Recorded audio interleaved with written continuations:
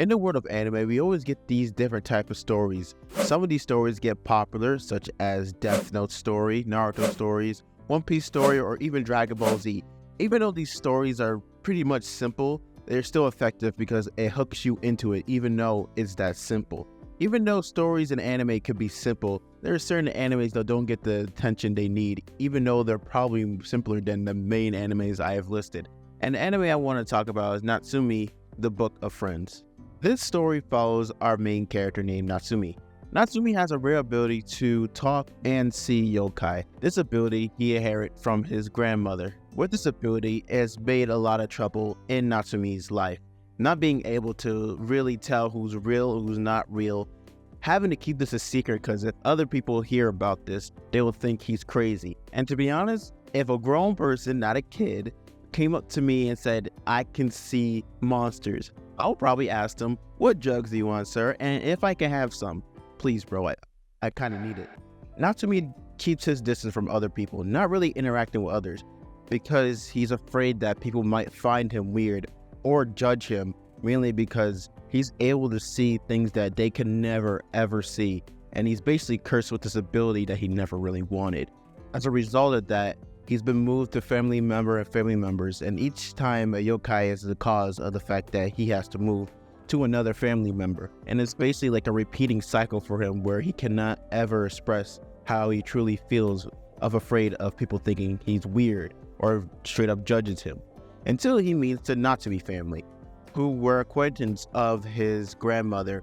Moving there, Natsume discovers a powerful yokai, the name of Madara. No, not that Madara. Madara discovers that Natsume is related to Reiko, the owner of the Book of Friends. Basically, the Book of Friends contain a bunch of names of the yokai, and with that book, you're able to control them and use them how you want. With that book, other bad yokai wants to contain it, such as Madara. So Natsume makes a deal with Madara. He wants Madara to become his bodyguard, to let him give the yokai his grandmother has collected back their names. Much as anime is all about the Book of Friends and how different yokai are getting back their names, it's not really the main focal point of this whole anime.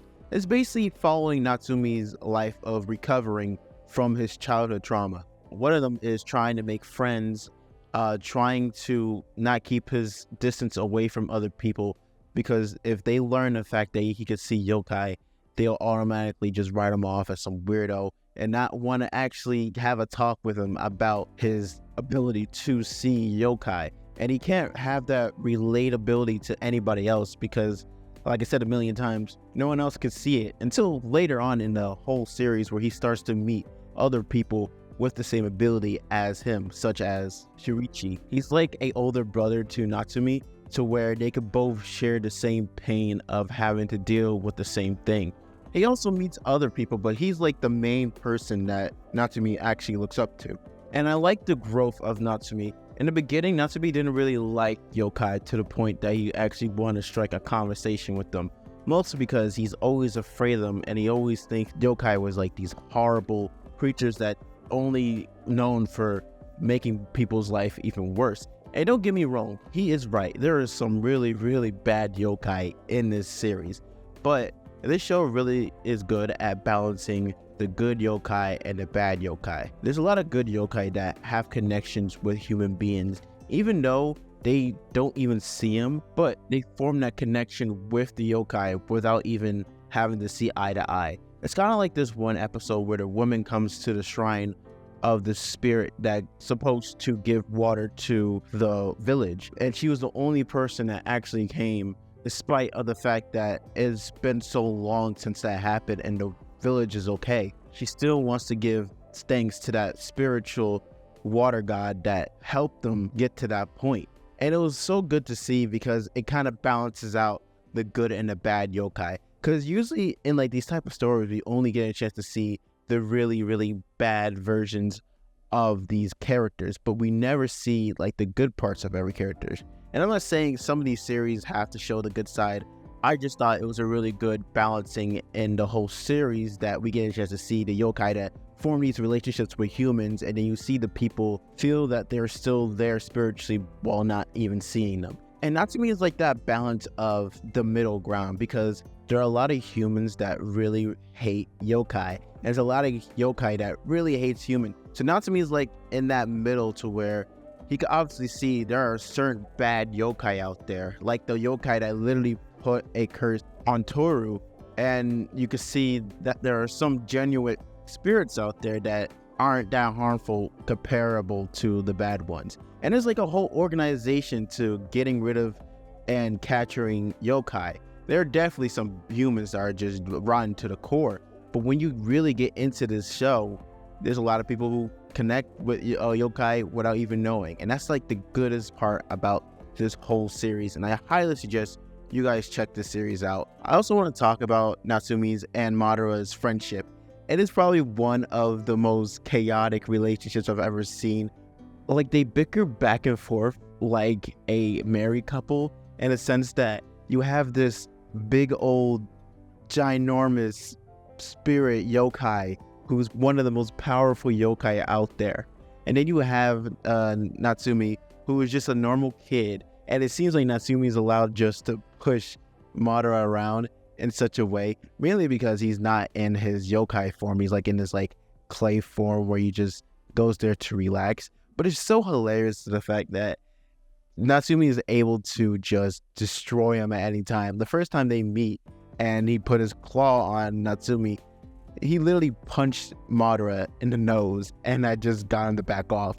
Either Natsume has Sakura type strength, or like angry woman in anime type strength, or we're just not seeing the full potential in his strength.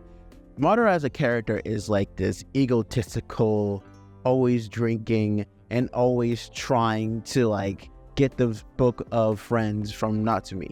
And you kind of see in the series that he actually grows a really good connection with Natsume. And I feel like the more seasons I probably watch, I'm probably going to see that Madara doesn't have any like malice towards Natsume. And I don't really think he wants the book of friends, to be honest. I feel like he just wants to protect Natsume. And I have a theory, and I hope no one spoils it down in the comments, but if you do, so be it. I feel like Madara is there just to protect Natsume, not just as a bodyguard, but as like a promise to Natsume's grandmother, just to protect him and keep him safe when you get the chance.